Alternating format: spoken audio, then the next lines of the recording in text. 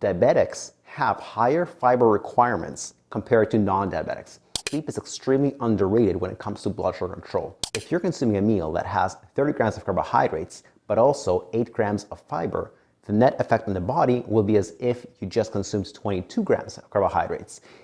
Now, there are ways of adding in carbohydrates without actually raising blood sugar levels, and that's simply by adding in more fiber.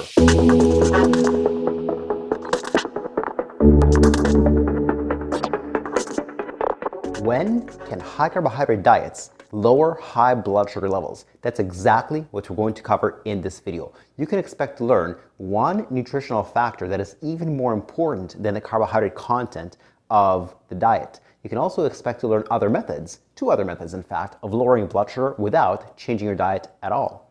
Before we jump into it, who am I? My name is Igor. I'm the author of the Amazon best-selling book called Type 2 Diabetes Reversal Secrets. As well, I run an online personal training company called Fitness Solutions Plus that specializes in helping diabetics reverse their type 2 diabetes. First of all, I'm not saying that a low carbohydrate diet is bad for diabetes. It's actually good for diabetes. But are there other ways of lowering blood sugar besides reducing your carbohydrate content? And the answer is yes. Carbohydrates are important, but the difference between a high carbohydrate diet and a low carbohydrate diet of the same calories is only 1% as far as blood sugar levels go, or as far as HbA1c. So it's a way, it's an effective way, but are there other ways of lowering blood sugar levels? Yes, there are. One of the most important factors, in fact, the most important factor, is simply total calories.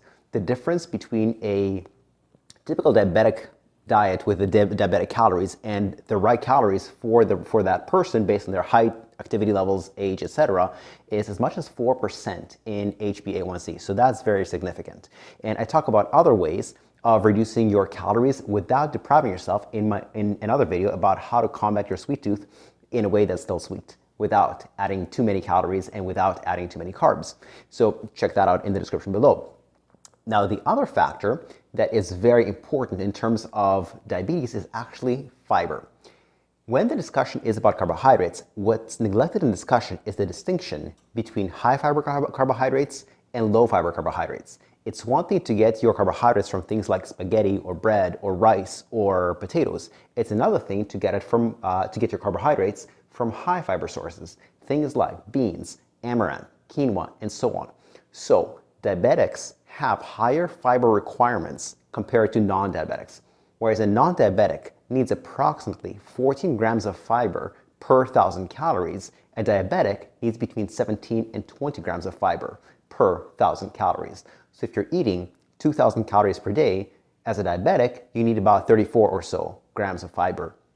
If you're eating about 3,000 calories per day, you might need somewhere around 51 grams of fiber, and so on. So you understand the overall message. And what are the best fiber sources? Well, as far as starches are concerned, things like what I just mentioned. So buckwheat, quinoa, whole grains, amaranth, oatmeal, these are the best starches. Now, the best fruits when it comes to fiber are blackberries, blueberries, raspberries.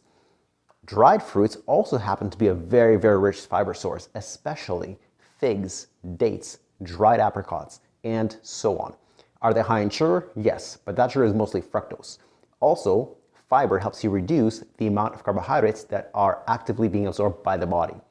There's a concept called net carbohydrates, meaning you take the amount of fiber in your meal and you subtract it from the carbohydrates in your meal.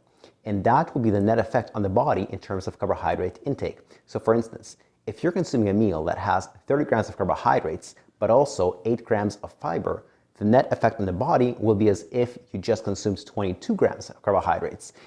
Now, there are ways of adding in carbohydrates without actually raising blood sugar levels, and that's simply by adding in more fiber. And there are many, many other fiber sources that I talk about both in my book and in my other videos, linked in the description below. So nutrition is one way to improve your blood sugar control without necessarily reducing your high carbohydrate diet. However, there are other ways that aren't nutrition that can also help you with blood sugar control, and that's, well, the obvious, which is exercise. There are specific ways to exercise for blood sugar reduction, which I cover in other videos as well as in my book, so check those out. But as a general category, all of cardio helps you reduce your blood sugar levels by about 1.0%. That's your HbA1c. Strength training also helps you reduce your blood sugar levels by 1.0%. If you combine strength training and cardio, unfortunately you don't get 2.0%, but you can reduce your blood sugar by 1.2 to 1.5% with no changes in your nutrition. And the final way that you can use to lower your blood sugar levels without changing carbohydrate content is supplements. In research, when researchers study supplements, what they'll do is they'll give participants or subjects just that supplement and they'll instruct them, don't change anything else. Don't change your medications, don't change your nutrition, don't change your exercise, because they want to be able to isolate the effect of just that supplement. So are there supplements that help you reduce your blood sugar levels without any changes in nutrition? Yes, there are. To my knowledge, there are only 4 supplements out there that help you reduce your HbA1c by 1% or more. There is a bunch that help you reduce it between 0.5% and 1%, and a bunch that don't help you reduce it at all, even though they're claimed to. So what are some of the best ones? In no particular order, some of the best ones that help you reduce your A1C by 1.0% or more are milk thistle, alpha-lipoic acid, ginger, and one other one that I cover in my book. So check that out if you want to. These are the non-dietary ways of lowering your blood sugar levels. I'll also mention one other important tool, which is kind of peripherally related, which is sleep. Sleep is extremely underrated when it comes to blood sugar control.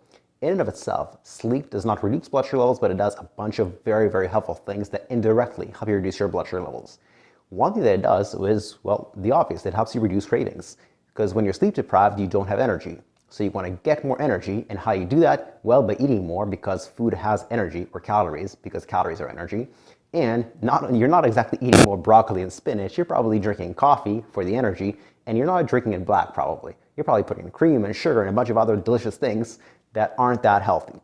The other thing that sleep deprivation does is that it might not change your blood sugar levels, but it does change your insulin levels. For somebody who's sleep deprived, they require more insulin to bring their blood sugar down than somebody who's not sleep deprived.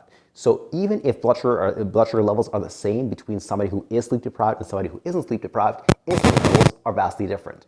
So these are the many different ways of bringing your blood sugar down without changing the carbohydrate content of your diet. I hope you liked this video. If you did, click like and subscribe. That will help other diabetics get this video, and it will help you learn when I publish more videos that are just like this. Thank you and goodbye.